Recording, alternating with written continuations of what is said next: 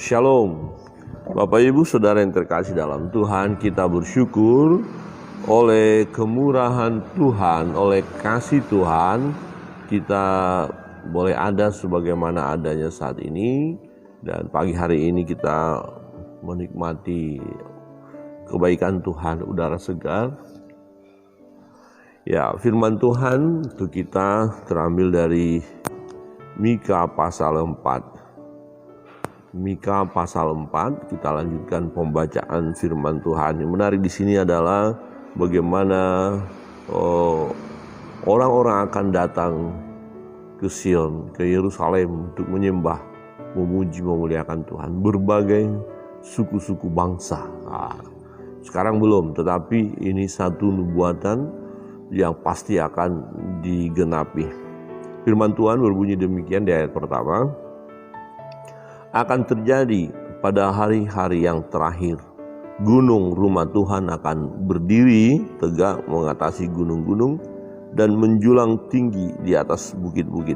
Bangsa-bangsa akan berduyun-duyun ke sana, dan banyak suku bangsa akan pergi serta berkata, "Mari kita naik ke gunung Tuhan, ke rumah Allah Yakub, supaya Ia mengajar kita tentang jalan-jalannya, dan supaya kita berjalan menempuhnya, sebab dari Sion akan keluar pengajaran dan firman Tuhan dari Yerusalem.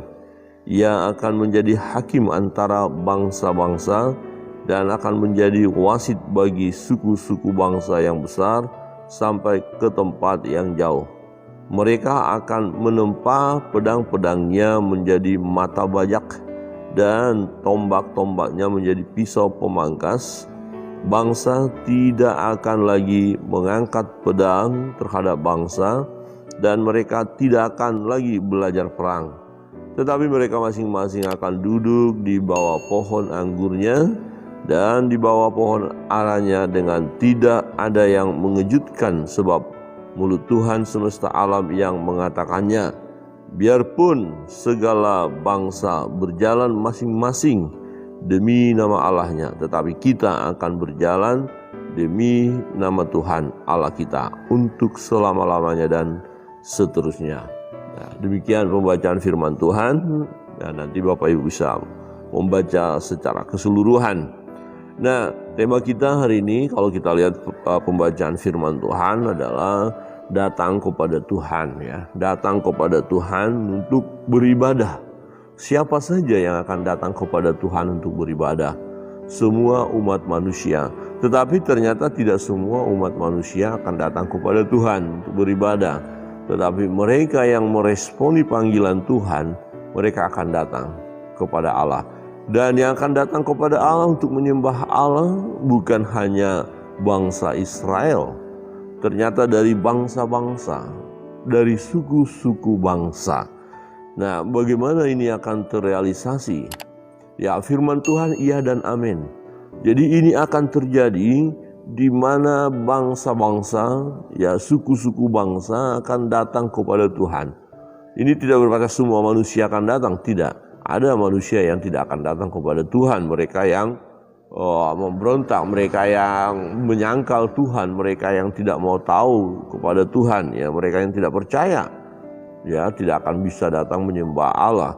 Tetapi ternyata dari suku-suku bangsa, ya ada yang meresponi pemberitaan tentang kebenaran, sehingga mereka akhirnya berseru di dalam nama Tuhan. Nah, ini mengingatkan kita tentang amanat agung, di mana Tuhan memerintahkan murid-murid, dan perintah itu sampai sekarang, pergilah, jadikanlah semua suku bangsa menjadi muridku, dan baptislah mereka di dalam nama Bapa dan Anak dan Roh Kudus. Jadi akan banyak orang datang kepada Tuhan. Nah, mereka akan datang kepada Tuhan berseru di dalam nama Tuhan jika mereka tahu siapa Tuhan. Mereka akan tahu siapa Tuhan jika ada orang yang memberitahukan tentang Tuhan itu kepada mereka. Ya, tentang Allah yang hidup, Allah yang berkuasa. Dan siapa yang akan memberitakan itu? Yaitu kita, orang-orang percaya, murid-murid Tuhan, anak-anak Tuhan, akan pergi memberitakan Injil kerajaan Allah yang akan diberitakan ke semua suku bangsa, baru kesudahannya. Ya, itu firman Tuhan Allah katakan. Jadi orang-orang akan datang. Ini membawa kepada kita satu sukacita besar. Situasi yang akan ada di hari yang akan datang, ini masih dalam penantian kita, akan banyak suku bangsa ya, dan banyak suku bangsa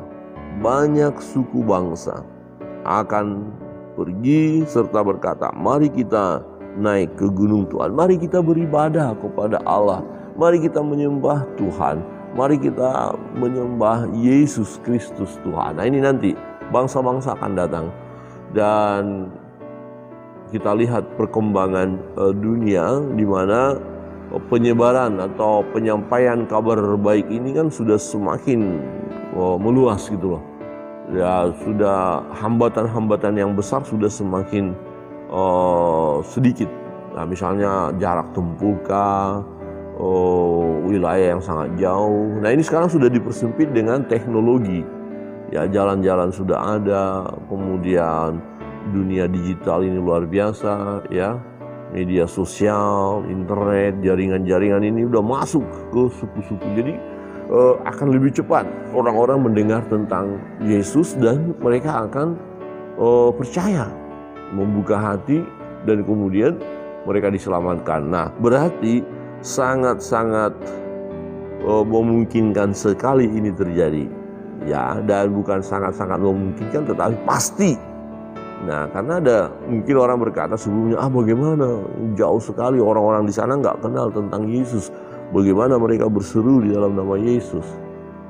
Nah, tetapi kemajuan teknologi kita lihat, ini sangat menunjukkan kepada kita bahwa ini luar biasa, pasti akan terjadi, hanya nunggu waktu kapan terrealisasi ya kita nggak mengerti. Tetapi yang perlu bagi kita adalah mengerjakan tugas kita. Ya, tugas kita kerjakan, yaitu untuk menjadi saksi Kristus, memberitakan tentang kabar itu. Ya. Nah, dikatakan, mengapa mereka pergi ke rumah Allah Yakub, ke rumah Allah Yakub, supaya ia mengajar kita tentang jalan-jalannya. Ya. Jadi pengajaran yang benar dikatakan datang dari Yerusalem. Ya, jadi yang benar adalah kebenaran firman Allah yang mengajarkan supaya kita hidup sesuai dengan firman itu. Mengajarkan yang benar. Kenapa dikatakan pengajaran yang benar itu dari sana? Karena memang ada banyak pengajar-pengajar yang lain, pengajar-pengajar yang ternyata tidak membawa kepada keselamatan. Ya, jadi pengajaran-pengajaran ini merajalela ya, banyak sekali. Ada orang-orang yang mencoba menemukan jalan kebenaran itu dengan usahanya sendiri dan ternyata tidak akan bisa mampu. Ya, tetapi Yesuslah yang datang ke dunia, ya, memperkenalkan kebenaran itu kepada kita, dan kebenaran itu adalah Yesus itu sendiri. Jadi mari kita mendengar firman Allah, perkataan daripada Tuhan, maka kita akan memperoleh keselamatan. Ya, dan dikatakan, dan supaya kita berjalan menempuhnya, sebab dari Sion akan keluar pengajaran dan firman Tuhan dari Yerusalem. Kemudian kita melihat ayat 3, ia akan menjadi hakim. Ya, menjadi hakim di antara banyak bangsa. Jadi yang kalau bicara hakim di pengadilan, yang menentukan vonisnya bebas atau kena hukuman. Nah, itu. Jadi yang memberikan vonis ini adalah Tuhan sendiri. Nah, kalau kita percaya kepada Tuhan, datang kepada Tuhan, ya niscaya vonisnya adalah kamu merdeka, ya kamu bebas, kamu selamat. Kira-kira begitu. Amin. Jadi mengikut Tuhan. Nah, dia adalah hakim, dia penentu. Bagaimana kita menolak dia? Dia yang menentukan segala sesuatunya. Ya, jadi percaya kepada Tuhan, tetap datang kepada Allah. Dan hakim itu adalah tidak banyak ya, satu, hanya dia. Ya, Allah Tuhan yang hidup. Ya, hakim itu hanya dia, tidak ada hakim-hakim lain ya untuk menghakimi umat manusia. Hanya satu-satunya dia, yaitu Yesus Kristus. raja di atas segala raja. Dia adalah hakim yang adil. Ya, dia akan menyatakan keadilan itu. Bapak Ibu Saudara yang terkasih dalam Tuhan. Nah, yang ketiga kita melihat di ayat 5, ini komitmen harus ada dari kita. Biarpun segala bangsa berjalan masing-masing demi nama Allahnya, tetapi kita akan berjalan demi nama Tuhan Allah kita untuk selama-lamanya. Jadi mari kita dalam hidup ini melangkah, ya kita jalani hidup ini bersama dengan Tuhan. Jangan tergoda mengikuti Allah-Allah lain. Ya, biarkan kalau orang-orang lain menyembah Allah mereka, berjalan bersama dengan Allah mereka, ya silakan, itu hak mereka. Tetapi jangan kita tergoda.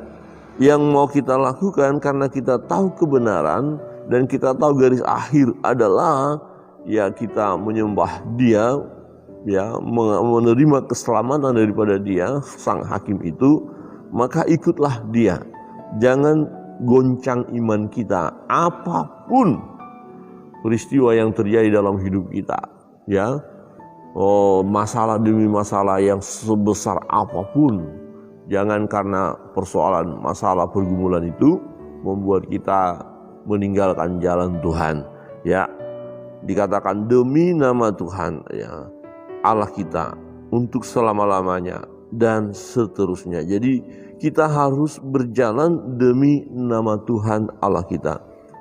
Ini yang menarik. Bapak Ibu Saudara yang terkasih dalam Tuhan, mari kita renungkan dalam setiap perjalanan hidup kita. Sudahkah kita melangkah bersama dengan Dia? Sudahkah kita setia kepada Dia? Adakah kita sungguh menyembah, memuji, memuliakan Dia? Adakah kita terus mengarahkan hati kita kepada Tuhan?